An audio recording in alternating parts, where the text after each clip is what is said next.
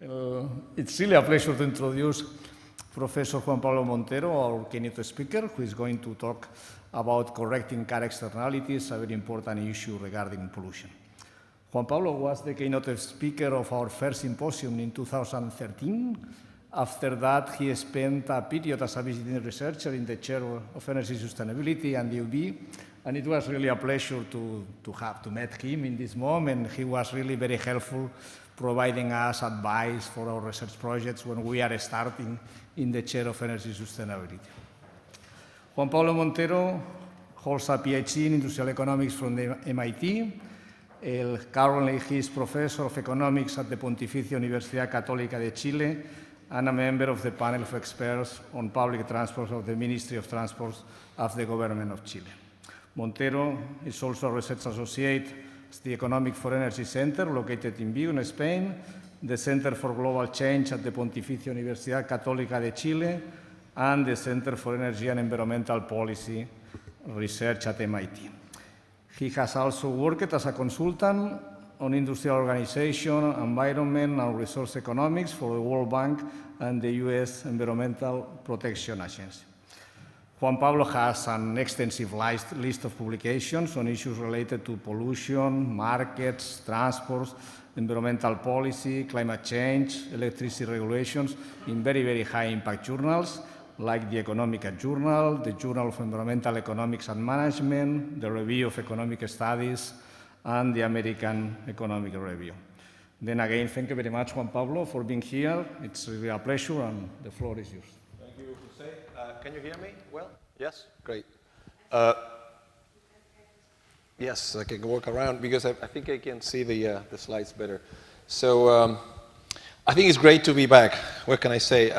Congratulations, Jose and Maite. I think you have done a great job. And I think this seminar is telling us that. I mean, I think the quality of the presentations, you know, the variety, young researchers. I think it's great to see young researchers around, you know, showing their PhD work and also, you know, more consolidated research. So I think it's a great mix. And also, you know, I told you yesterday, the amount of publications coming from your center, I think is great. I think so. In this 12 years, you know, great progress, and I hope you keep up. What I want to do in the next few minutes is just to tell you a little bit about my research agenda on car externalities. I think the paper by Jordi is a great introduction to my paper because it's. He mentioned many things that I can skip here. And it's a tale of 5 cities. You will recognize some of the cities. The one in front is Bogota. And I just finished a paper there, so I probably going to spend more time on that city than in the rest of the cities. The 2 on top is work in progress. Perhaps you recognize the one on the upper right corner, Madrid. I'm working with Natalia Fabra in that paper. I think we're going to have a couple of papers there, one more empiric, the other one more theory. The one on the left, upper corner, is Helsinki, also is work in progress. And the one on the bottom, one is Mexico City. The one on the left, this is work I already did back in 2013. I mean, it was published in 2013. And the one on the right, bottom right corner, is work on Santiago, my home city. It's a recent paper, came out 3 years ago. So I'm going to spend more time on Bogota and less on the other 4 papers for either because they were already published or they're work in progress. So let's move on with a little bit of an introduction. Car externalities, you know, Jordi's paper was I think it's a good introduction. One of the main, you know, contributors to CO2 is the transport sector. But there are other externalities, you know, local pollution as well, which is sometimes is the most important factor why we have these regulations in place, more than, you know, global pollutants. And also traffic congestions. And there are other, you know, externalities there, but I'm going to focus on the first 3. We have, a bunch of different instruments. I mean, rarely you see, you know, first best instruments in place. I mean, and if you see them, for example, in the case of congestion, they're never at the Piguyan level. I mean, they're much lower than that. And So instead of using those instruments, we see different instruments, second best instrument. I think that's the common thread in all my research, is that looking at the second best instruments, how they perform, because there's a lot of details. When you look at second best instrument, we understand very well how first best, well, I don't know if very well, but reasonably well how first best instruments work. And you can understand, and you can have intuitions for that. But when you enter into the second best world or third best world, our intuitions, are not that good. You need these models. And sometimes, you end up finding some surprises. And my research agenda more or less, tells you that story. So let me tell you a little bit about policy instruments and the one I'm going to focus on. So we have fuel taxes. I think I should add here the paper by Jordi. I didn't know about the paper, so it's going to be in that list. I'm preparing a small survey. That's why, the presentation, the slides are more than what I present here. I'm going to skip many of them because, in part, I had to write a little bit of a survey paper on all this work. So you have the taxes, you have this fuel economy standards, also emission standards, congestion charges. So for London is a good example. Also, even in New York, eventually we may have congestion charges at the end of the year. The idea was to have that in 2020 because of COVID. They decided to postpone that. And in some of these congestion charges program, also they add an additional charge depending on the age of the vehicle. So it's interesting. For example of that is London, Milan, and Stockholm. But these are very unusual. I mean, these congestion charges are very unusual policy. We don't see them very, very often. Here's New York. So another set of instruments, for example, high occupancy vehicles. Jakarta is a good example in which they were removed because of a lot of side effects. I don't have time to enter into that. Taxes and also subsidies to new vehicles. And what is important, especially for local pollution, and also for congestions, is the existing fleet, the second-hand market. It could be even more important than the new vehicles. And I think this is an important message, another important message of my talk today, but also my research in the recent years. And scrappage subsidies, good idea, yes, because you can remove very old cars, very polluting cars. But the problem with those, they last very shortly, only a few months when you see them in place. 2, 3, 4 months, no more than that. So we need policies, and here's another element, commitment power of some of these policies. And there are some policies that have a lot of commitment power. They remain in place for a long period of time. Scrappage subsidies, when we've seen them, in different places, in the US, also in Europe, sometimes in China, they only stay for a few months.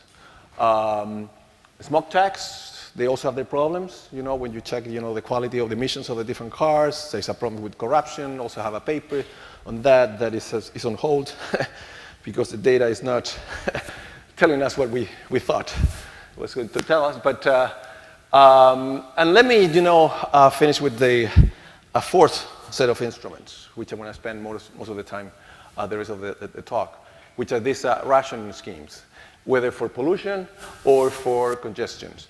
And these are called, rationing scheme. Low emission zones are included in that group of instruments because basically you are banning access to some area of the city. These are the low emission zones, basically. You're only allowing some vehicles to enter the city center and not others.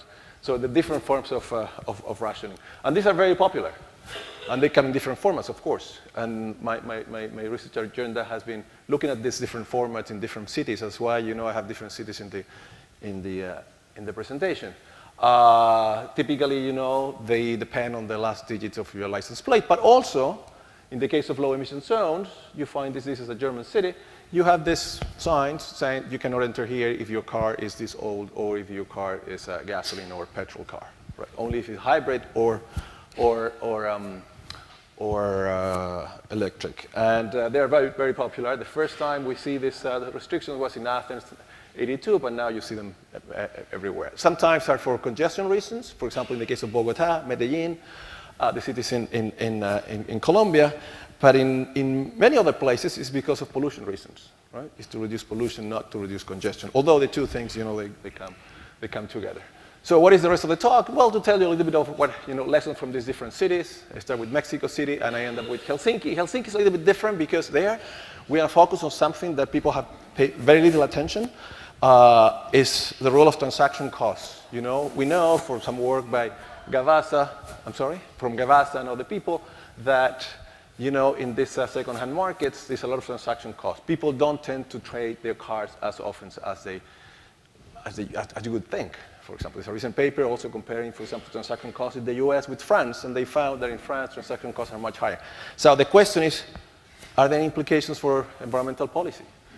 Especially when you're thinking about transitions. It's going to take a long time. If people don't trade their cars too often, what is going to happen with the transitions? They're going to take too long? So what do you do about that? So they may have some implications for environmental policy as well.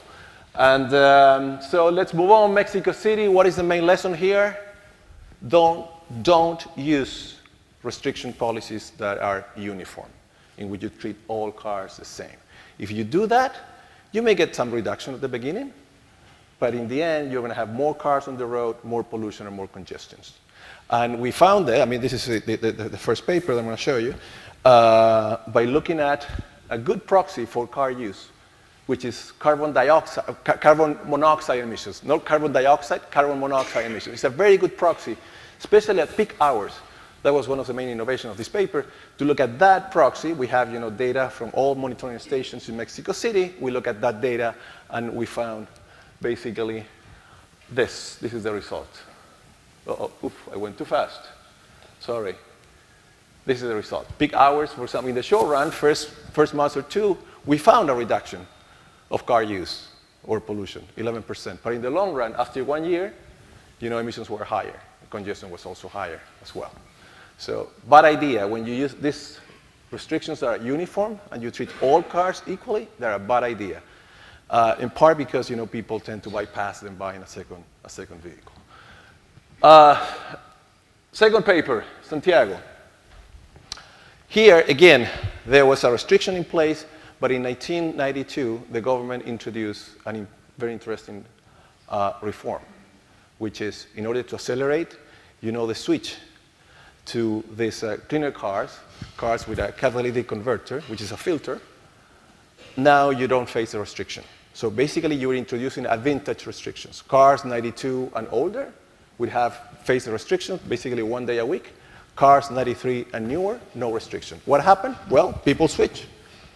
These are exactly the same work of low emission zones. You are distinguishing cars between new cars and low cars. So basically, with this policy, you are basically attacking the extensive margin, not intensive margin. It's extensive margin. You're looking for people to switch to cleaner cars sooner than later. And this is very important, especially for local pollution. Not much for CO2, but for local pollution. Why? Well, here you have a recent paper by, by Jacobsen et al. It's coming out in QJE, looking at pollution from the US. And they show exactly the same thing that we show in our paper. Here's the data from our paper. I think this is nicer, so I show you this. It's much nicer than my pictures. And they show, yeah, look, these are emissions from CO2, pretty much stable.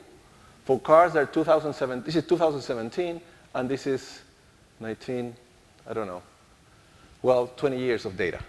So for CO2, whether the cars is new or old, unless you switch to electric, of course, emissions are pretty much the same. But for local pollutants, NOx here, carbon monoxide, the age of the cars matters a lot. So this is exactly what happened, for example, in the policy in Santiago, in which the idea was to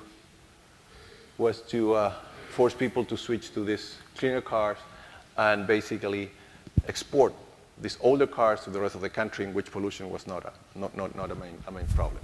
So this was a very good policy intervention, and not only that, because when the extensive margin is the main goal of the policy, actually, these rationing schemes, they look very well. I don't know if you're going to be able to see this, but what we do in this paper, I'm going to skip everything because of time, but let me show you a table in which we compare this instrument, this optimal driving restrictions, with other instruments like scrappage subsidies, for example, gasoline taxes. Here you have gasoline taxes. This is how much you get from the first best intervention, only 16% of welfare. When you implement a good driving restriction, an optimal one, you get 51% of the welfare gain of implementing the first best. Why is that? Why so much? And why you get so little with the gasoline tax? Because here, when you focus on local pollutants, what matters is extensive margin, making sure people switch to cleaner cars, not how much they use them. That is the margin. It's not intensive, it's extensive margin. Now, next city, Bogota. And also I should say Bogota and Medellin, not only Bogota. The way they call their driving restrictions in Bogota is called pico y placa. Basically, in Bogota, you have the most, dramatic restrictions in the world. Every other day of the week, you cannot use your car. So this is a paper we just finished. We're just, polishing a few things, and then we're planning to submit very soon. And so what happened here, Bogota introduced this policy in 1998, but it's this, very interesting reform in September 2020. Since then, they allow, drivers to pay to be exempt from the restriction. So basically, you were introducing a congestion charge. Now, if you want to use your car, the day of restriction, you can pay, and you're exempt. Was it a good idea? Was it a bad idea? That's what we tried to answer in this paper. And in principle, some people may say, well, perhaps it was a bad idea because traffic increased. Actually, that's what we found. That the average speed on the city increased. Of course, yet more people now are driving because now you can pay, this daily fee and you can use your car. So people may say, well, this is not a good idea, perhaps in the end. We found it was a great idea. And just let me tell you a little bit more about that. And clearly, there's a trade-off. There's a trade-off when you introduce these exemption fees. You're going to increase traffic, but you're going to restore many very, very valuable trips that were, rationed in the first place. And many of those trips were, socially valuable, but you were, rationing them with this very blunt instrument, which is a restriction policy. Now, okay, give you a little bit of context. Bogota, pre-COVID was the most congested city in the world. Then came another Latin American cities, Rio de Janeiro, Mexico City, Sao Paulo, and here you have some, European cities. Now, Medellin was also in Colombia, for the people who don't know, also, a city that suffered from many traffic problems. So they both introduced this called pico y placa policies. Before COVID, these restrictions were quite, aggressive. 50% of the fleet has to stop every day in Bogota and 40% in Medellin. What happened? COVID landed, and they suspended both policies. And when the, COVID receded, they reintroduced the policies, but with a main difference. And this is what we exploit here. Bogota did it with an exemption fee, so now you can pay to be exempted, and Medellin did not. Which city did the right thing? Was it Bogota or Medellin? So the first thing that we do in this paper is we run a diff in diff, using Medellin as control. And what we find is that, as I said before, traffic in Bogota increased. Average speed on the city went down by 9%. Just focus on this column. Here you have, congested segment in the city. This is waste data. And in the waste data, you have, some segments that are non-congested according to the IDB classification, the Inter-American Development Bank, and some, average segments. And we focus on average because we're looking at the city level. And so this is the right coefficient to pay attention to. But this is also encouraging because in the most congested segments, these congestion functions are very convex. When you increase traffic from here to here, speed doesn't fall that much. But when you have more congestion and you increase, traffic, speed can really fall. So this is consistent with that very convex congestion functions. So this is Medellin is a good control. I'm not going to spend time on this. You know more about econometrics than me, so let me skip that. So the question is, did Bogota, did the right thing or not? Or perhaps Medellin did the right thing. So, and to do that, you need a little bit of theory. I don't know how much time I want to spend here. How much time I have left, Jose? 15? 15. Oh, okay, that's good time. So maybe we should spend some theory here. We develop a very simple model. try to understand this trade-off that I explained to you before. And this is the simplest model you can think of. Everything is very linear. You know, here is the surplus of a driver. This is the benefit of driving. This is the cost of driving. This includes fuel, you know. And this is the time. So congestion is right here. And it's a linear function. You see, it's a linear function. This is the amount of driving from all the other drivers, minus I. And so it's a very simple, you know, you can do it right now. I mean, you can, I'm sure everyone here can solve this equation very easily. So basically, with this very linear, simple form, you can right away compute what is the no intervention, amount of traffic. And of course, there's too much traffic. Why? Well, because you're not internalizing the externality that you're imposing on all the other drivers. So in order to do that, well, you can introduce a Big tax equal to the externality. And this is exactly the first. This is the first best level of driving. It's less than this. So this is very simple here. Proposition 1, of course, is something that everyone knows, right? I mean, probably referees are going to say, remove this, please, because we know this. This is obvious. Yeah, but you can, reinstall the first best with a Big tax equal to the externality that you're imposing on all the rest.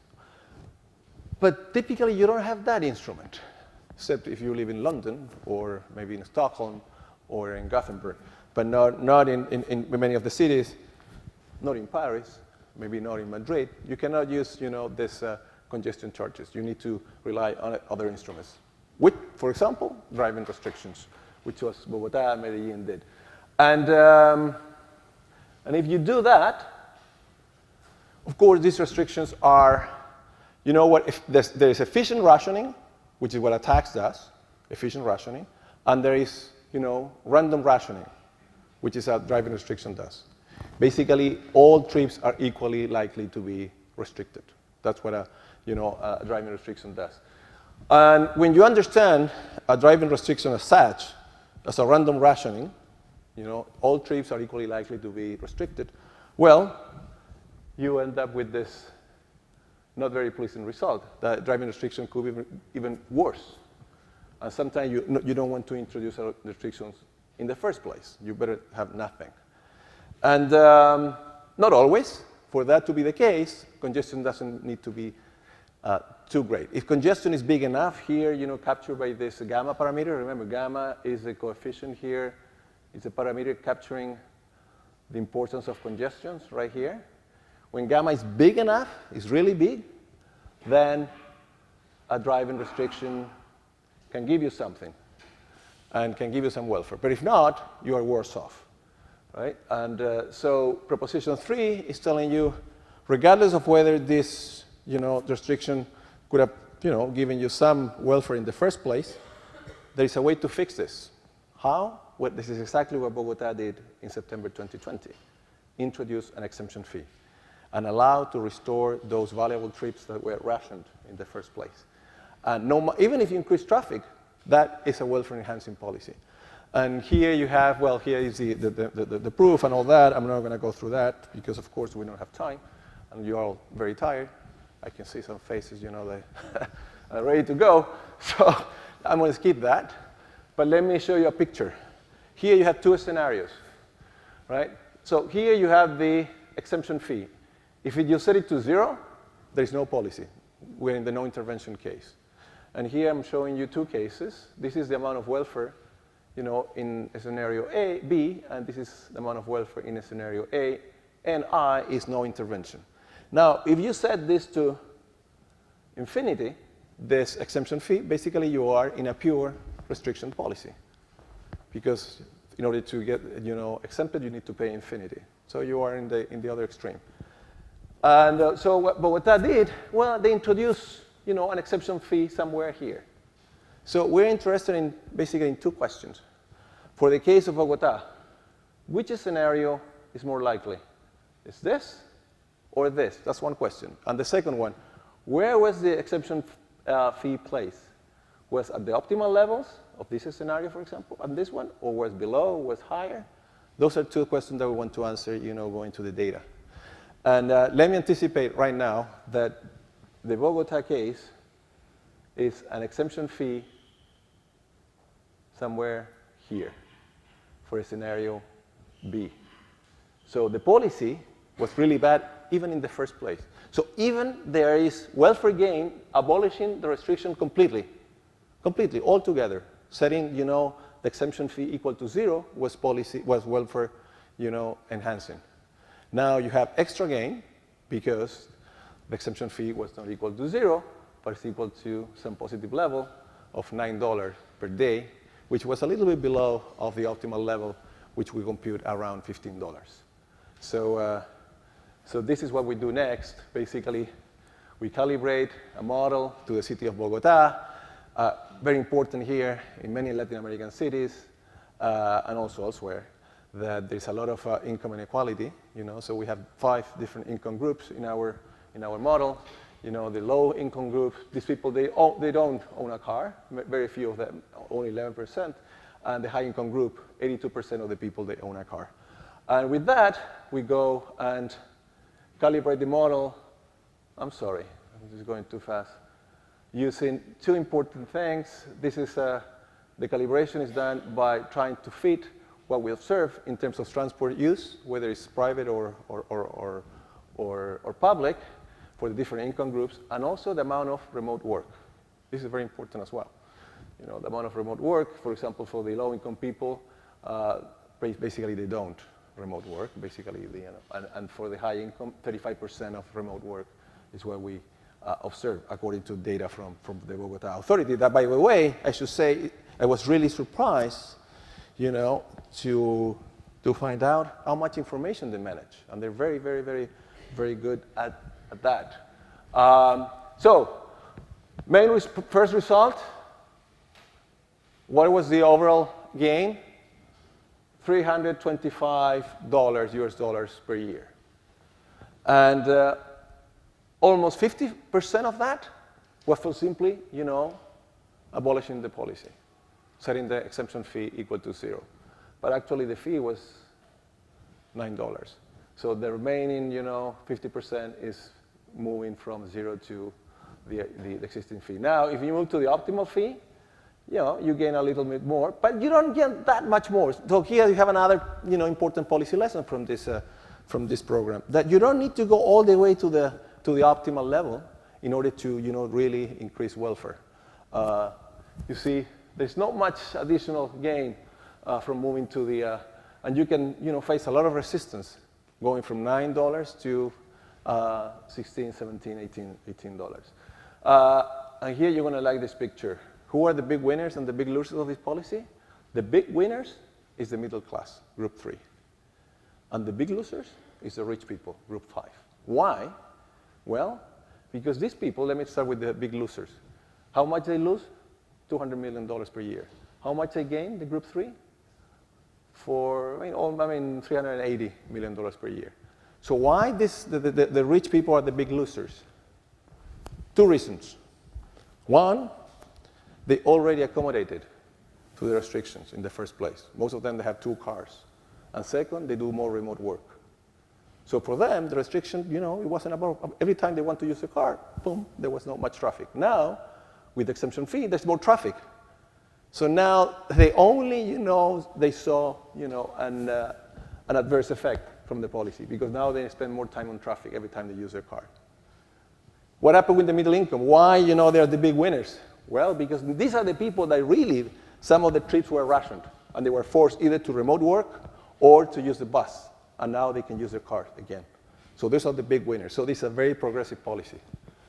And I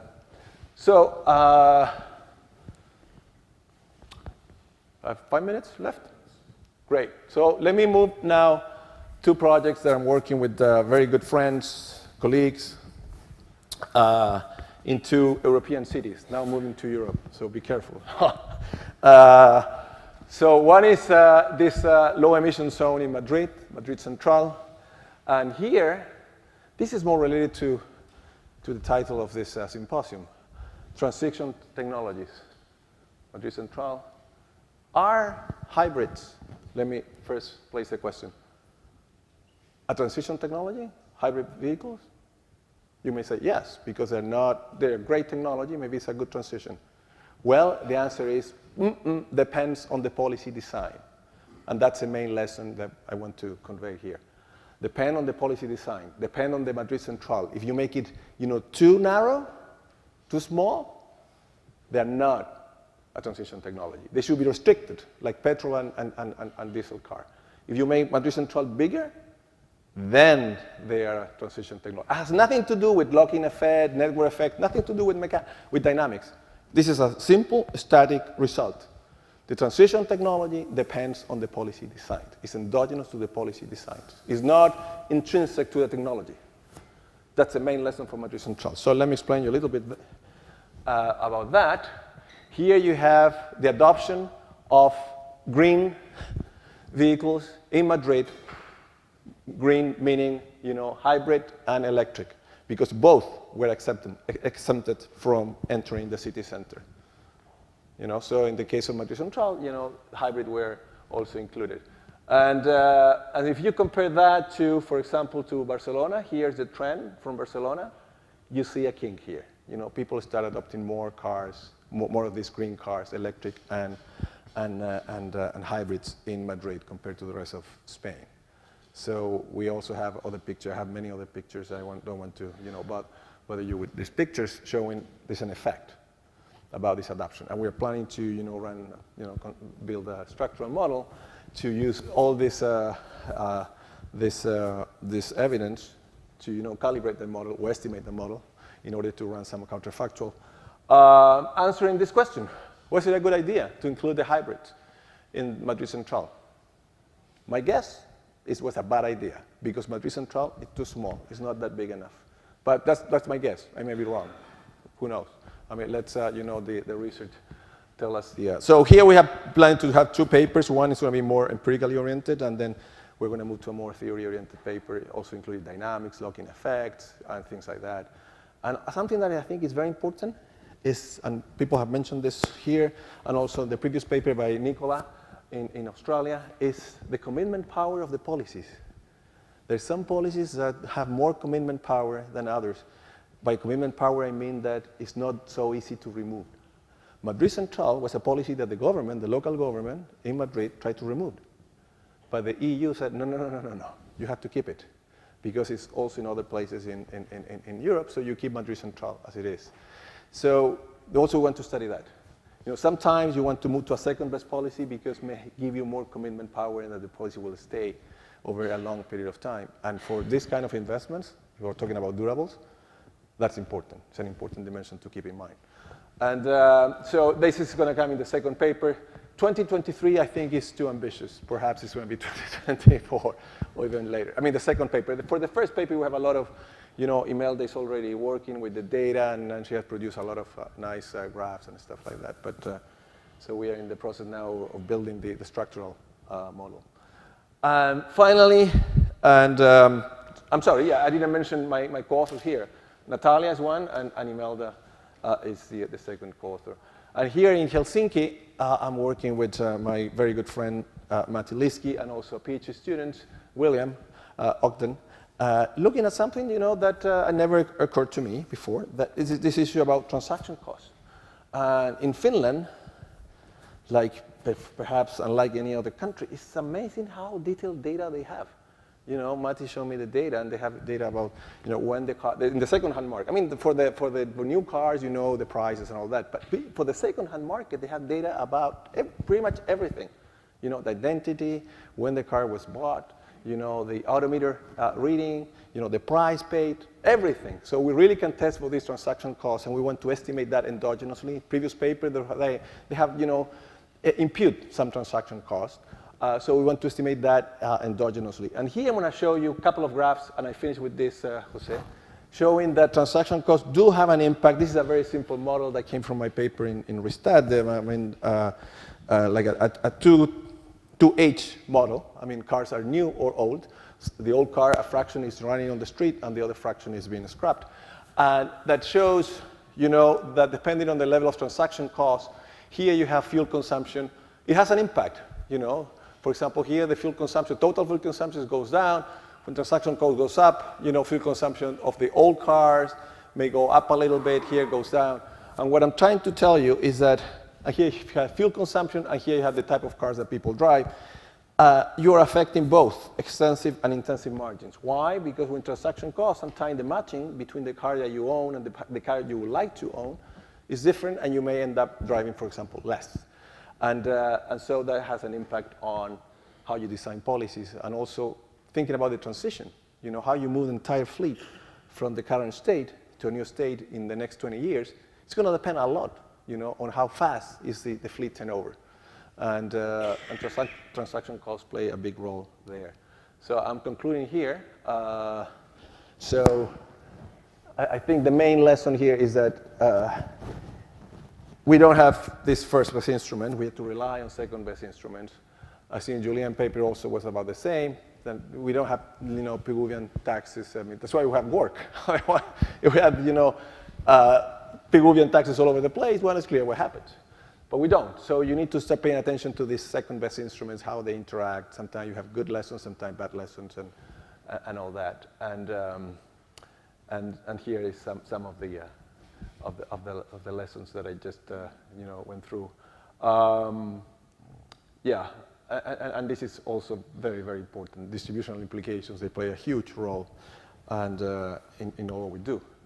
And I think should be integral part of the policy. You cannot say, typically we economists, we say, look, just design the policy the best we can, the most efficient we can, and then use lump sum transfer to fix, this distributional impact.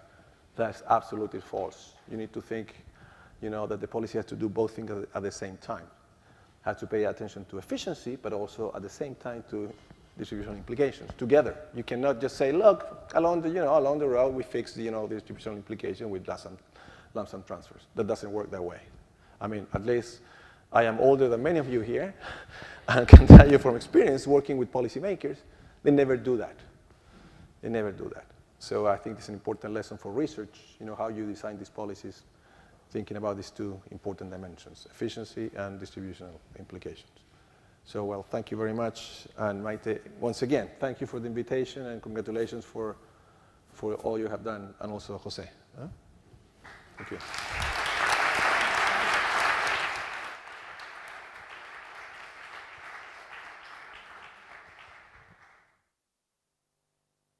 Thank you very much, Juan Pablo. Excellent presentation. We have time for questions. Please, any questions?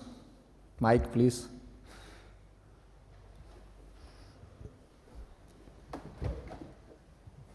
I was wondering about what happens, supposing you impose a charge, a congestion charge, then part of the issue is what happens to the money.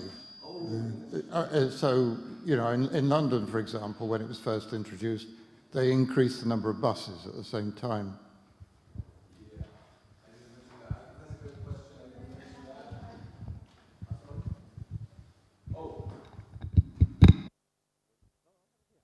Yeah, it's supposed to be on, right? I mean, it's supposed to be on. No? It's on? Good, thank you. Yeah, I'm sorry. I should have mentioned that perhaps it's somewhere here. It's a very important element of the Bogota reform, that all the money, here it is, the entire fee collection goes to the public transport system. In our model, the way we model this, it's just it lowers the fare. But in practice, basically, it's pretty much a combination between that and improving the service. And also another interesting feature of this policy that doesn't make much of a difference in terms of welfare is that they and this is also an important policy lesson. So it goes back to the political economy story we've been telling here, is that they differentiated the exemption fee depending on the commercial value of the vehicle. So richer people, owning more expensive cars, they had to pay more. In the end, didn't make much of a difference. But it still is a message. You tell people, about the saliency, the tax, it's connected to what George's paper about, is a tax perhaps that people pay more attention to. People thought that, the rich is paying more.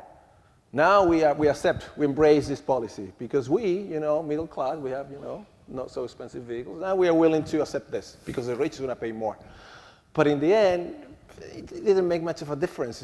But in terms of communication, it was very powerful. And also, more polluting cars had to pay more, but not that much. Why? Well, because the poor, they tend to own these more polluting cars. So they manage that very smartly, So these two pieces I didn't mention that, perhaps my mistake, is that, communicating to people that all the collections are going to go to public transport, and these two, differentiations with exemption fee.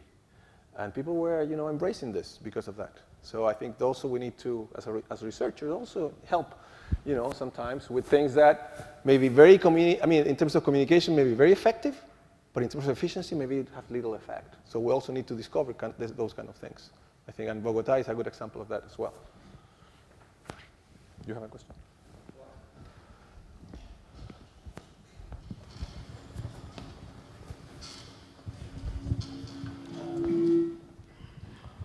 Yeah, just a quick question on compliance. So were people actually complying with the law in Bogota? Because my feeling is that they would have put this very severe rule, thinking that people are not going to follow it anyway, but as soon as they were very severe with it, then maybe some people would, but maybe... Yes, no, good point. I mean, also we talked to the people in Bogota, to the authority. They said, before the reform, people were complying with this pretty much, 100%. A very, high level of compliance. Afterwards, it was more difficult for monitoring because now you see a car on the street with a license plate, ending in 0, and you don't know whether this guy pay or not pay this exemption fee. So even the social norm, sometimes, you look at your car next to you, you say, wait, you shouldn't be driving. In the past, you would look at this guy, come on. But now you cannot say that because, perhaps this guy paid the exemption fee. And actually, we're looking at some of the data and using our model to predict, how many people should pay the fee. We found that fewer people are actually paying the fee than our model predicts. Our model predicts quite well the amount of increase in traffic, but not the amount of, we're finding that the level of people paying the fee is lower by 30% than actually they should. And we attribute that to less compliance. And when I talk to authorities in Bogota, they say, yeah, perhaps there's a little less compliance than before. Yeah.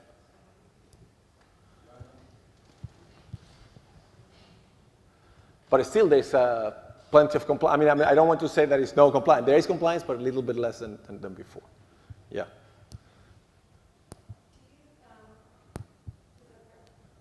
Yeah, I can hear you.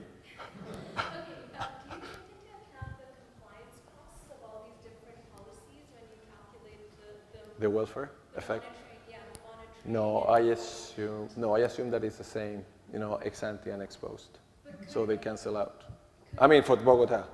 To be honest, we didn't do anything of that. Also across the different types of policies in the different... Oh, in general. No, good point. Yes. No. That's a good point. I haven't seen anybody doing that, but you are right. For example, in the case of pollution from local pollution, from local sources like electric power plants, there was a lot of discussion at some point between monitoring costs from command and control and cap and trade and taxes. And people say, look, command and control could be easy because you just check the technologies in place, and that's it. And now you need to monitor, emission continuously, and could be more expensive. Yes, but some of these restriction policies are easier to enforce.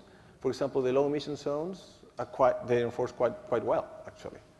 Well, gasoline taxes, I think, also should be easy to enforce, right? You've had to pay at the pump, so.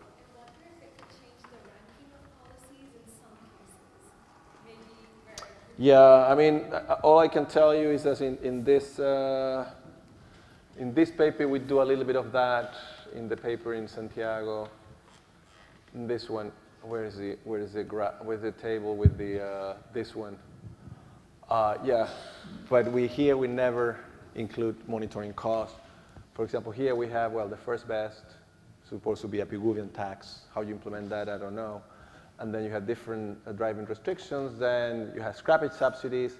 Here we introduce a little bit of that in which people can arbitrate because the scrappage subsidy depends on whether you first register the car and then circulation fees that you pay every year when you had to renew the permit to circulate, to use your car. gasoline. Yeah, you could, yeah, here there may be some room to include that, and, but we have no discussion whatsoever of that. It's true, but it's a good point. Yes. Any more questions? No? Then we can finish here. Thank you very much, Well, Juan Pablo, thank you again. for everyone. Let's stay to the end.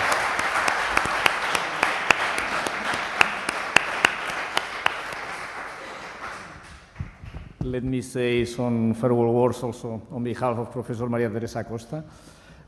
First, we want to thank everyone who has been here with us today, to the keynote speakers, to Mar and to Juan Pablo, to all the presenters, to the chair, Soledad Núñez, Andreas and Esther, and of course all the participants. Thank you very much for your contributions. As it is usual in these closing words, we would like to remind you that we are going to contact a high-impact journal in order to publish a special section or issue of the papers presented today. We will send more details to the speakers by email. Thank you very much to the research group of the Chair of Energy Sustainability for their dedication to this project, to Elisa Trujillo, to Francois, to Daniel Dave, and to our PhD students, Olivia McTake, and Juan Ducal and Osman Hakan. And very special thanks for our project manager and also researcher, Elisenda Jove. Her work has been crucial for the success of this symposium. Finally, the symposium has required, as you know, the efforts of many people who have worked in the institutional and logistical aspect of this event. And then thanks to Susana and Maria Angels from the IB, who take care of every detail, and also thank you to Deborah and Maite, the administrative team of FUNSEA. And now we have a guide tour, very short, 15 minutes, but I recommend you very much a guided tour of the Paraninf, that it's the noble room of the historical building of the University of Barcelona. It's a really very nice room and quite special. And then thank you very much again, and we hope to see all of you next year.